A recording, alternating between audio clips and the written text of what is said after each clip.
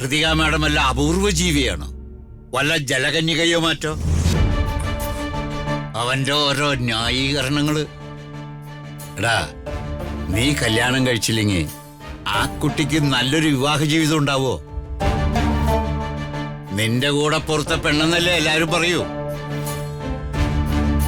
സാറിന്റെ കോടിക്കണക്കിനുള്ള സ്വത്ത് കണ്ട ആരെങ്കിലും ഒരുത്തന് ആ കുട്ടിയെ കെട്ടിയേക്കാം. സ്വത്തെല്ലാം കൈക്കലാക്കി അവൻ ആ കുട്ടിക്ക് സ്വസ്ഥത കൊടുക്കോ? നിന്റെ പേര് പറഞ്ഞ ആ കുട്ടിയെ നിരന്തരം പീഡിപ്പിക്കും. ഒടുവില് കുക്കർ പൊട്ടിത്തെറിച്ചോ ഗ്യാസ് തീ പിടിച്ചോ ആ ജീവിതം അവസാനിക്കും. ആ കുട്ടിയുടെ കൊലപാതകത്തിന് ഉത്തരവാദി നീയായിരിക്കും. സ്വസ്ഥമായ മനസ്സോടെ നിനക്ക് ഈ ഭൂമിയിൽ ജീവിക്കാൻ പറ്റുമോ? നിന്നെ ജീവന തുല്യം സ്നേഹിക്കുന്ന മറ്റൊരു മനുഷ്യനുണ്ട്, വർമ്മ സാറ്. അദ്ദേഹത്തിന്റെ മനസ്സുകൂടി നീ വേദനിപ്പിക്കും. ആ കുട്ടിയെ കല്യാണം കഴിച്ച് സന്തോഷത്തോടെ ജീവിക്കാൻ നോക്ക്. നീ അത് ചെയ്തില്ലെങ്കിൽ നിന്റെ ജാതക വിധിയെന്നേ എനിക്ക് പറയാനുള്ളൂ.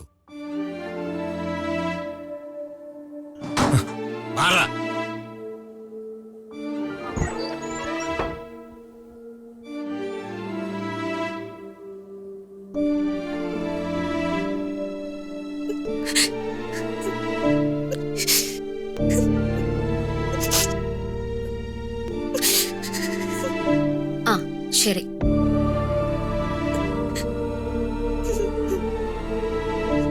ഞാൻ അങ്ങോട്ടേക്ക് വിളിക്കാം.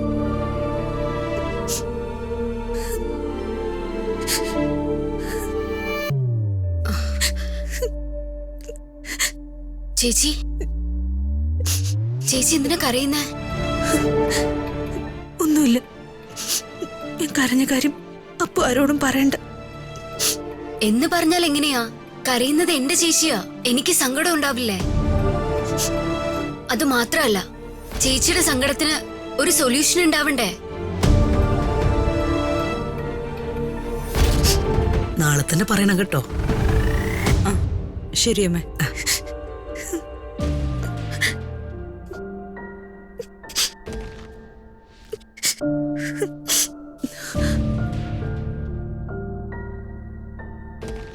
എന്താ ഇവിടെ രണ്ടുപേരും കൂടി? ഒന്നുമില്ല അമ്മമ്മേ, ഞങ്ങള് അങ്ങനെയല്ല. ചേച്ചി ഒറ്റയ്ക്കിരുന്ന് കരയായിരുന്നു, ഞാൻ കണ്ടതാ. എന്തിനാ കരഞ്ഞെന്ന് ചോദിച്ചപ്പോ ഒന്നും പറയുന്നുമില്ല.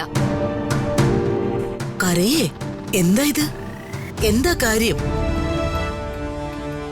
എന്താ മോളെ? ഒന്നുമില്ല ചെറിയമ്മേ. ഒന്നുമില്ലെങ്കിലും മോള് കരഞ്ഞത് എന്തിനാ? എന്താ പ്രശ്നം തുറന്നു പറയും മോളെ, നമുക്ക് വഴിയുണ്ടാക്കാം. മോളെ, അമ്മൂമ്മ ചോദിക്കുന്ന കേട്ടില്ലേ? അമ്മമ്മയോട് സത്യം പറയേ. പറയേ ചേച്ചി.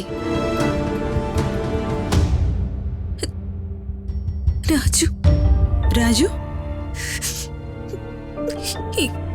ഈ കല്യാണം നടക്കില്ലെന്ന് രാജു പറഞ്ഞു.